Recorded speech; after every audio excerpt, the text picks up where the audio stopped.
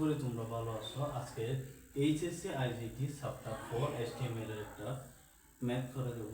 তোমাদের একটু ভালো করে লক্ষ্য করো, সামনে যাদের আগামী মাসে টেস্ট পরীক্ষা এবং এইচএসসি 26 আর 27 পেজের তোমাদের জন্য এই ক্লাসগুলো করা।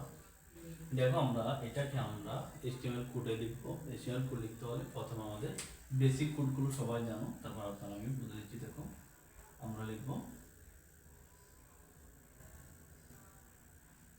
ডক টাইপ HTML, তারপর ডক্টর HTML লিখবো, তারপর আমরা HTMLটা লিখবো, হেড লিখবো, তারপর টাইটেলটা দেখো আমি টাইটেলটা বলে দিচ্ছি। টাইটেল শুরু, টাইটেল শেষ। তাহলে এখানে আমরা টাইটেলটা কি লিখবো? HTML এর যেটা HTML শুরু হবে HTML দিয়ে শেষ হবে, যেটা একটা শুরু হবে সেটা একটা শেষ হবে, এটা আমাদের মনে রাখতে হবে। এখন এখানে টাইটেল কিছু দেয় নাই, এসএসসি রেজাল্ট দিয়েছে, তাহলে এসএসসি রেজাল্ট আমরা এসসি রেজাল্ট লিখবো। যদি এসসি রেজাল্ট না দিত তাহলে আমরা এসসি রেজাল্ট না দিয়ে আমরা শুধু টেবিলটা লিখতাম। তাহলে এখন আমরা লিখবো এসএসসি রেজাল্ট, ঠিক আছে? অথবা এসএসসি রেজাল্ট লিখতে পারো, পরীক্ষা যেটা আছে সেটাই এই উপরে যেটা দেখবে সেটা টাইটেল আকারে লিখতে পারো। টাইটেল তুমি যে কোনো আকারে নাম লিখতে পারো, কারণ টাইটেল হচ্ছে আমাদের এই ফাইলটা আমরা কম্পিউটারে কি দিয়ে সেভ করলাম, এটা হচ্ছে আমাদের টাইটেল। তাহলে এখন দেখো হেড শুরু হয়েছে, হেড শেষ। তাহলে এটা হচ্ছে মনে আছে তোমাদের, এটা হচ্ছে শুরুর ট্যাগ, এটা হচ্ছে শেষ ট্যাগ। তাহলে হেড শুরু হলো, এরপর আসবে বডি, ঠিক আছে? এখন বডির ভিতরে আমাদের এই কাজগুলো হবে। এখন আমাদের একটা ক্যাপশন দিছে এসএসসি রেজাল্ট, তাহলে কি করব? আমরা ক্যাপশন লিখব,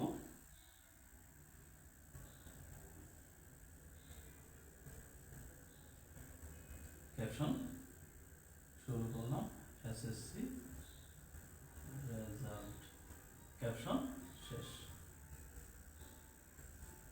ঠিক আছে? ক্যাপশন শুরু, ক্যাপশন শেষ।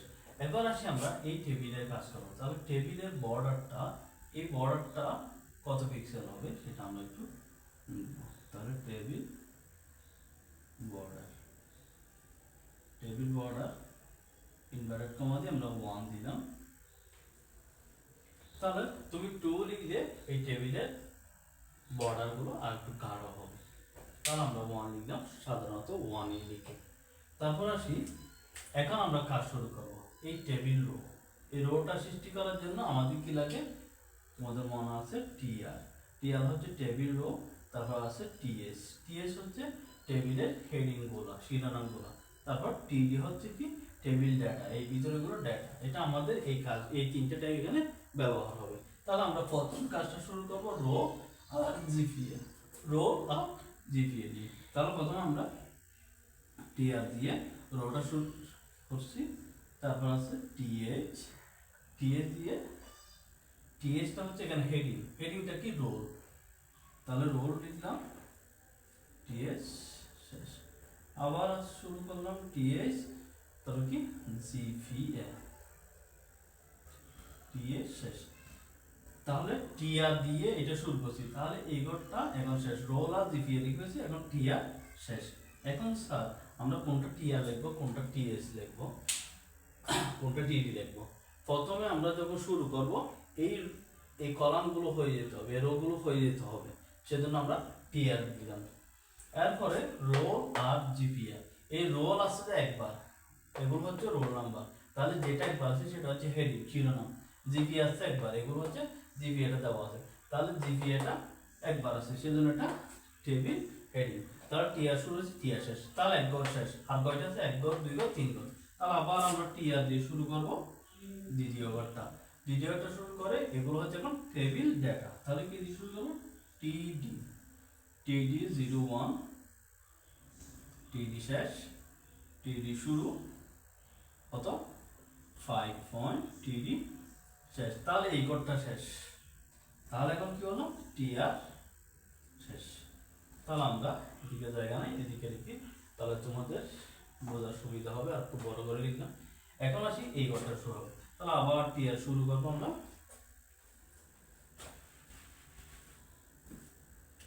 আবার টি আর শুরু করলাম। এখন এইটার কাজ তাহলে টিডি 0 টু টিডি শেষ, তারপর টিডি শুরু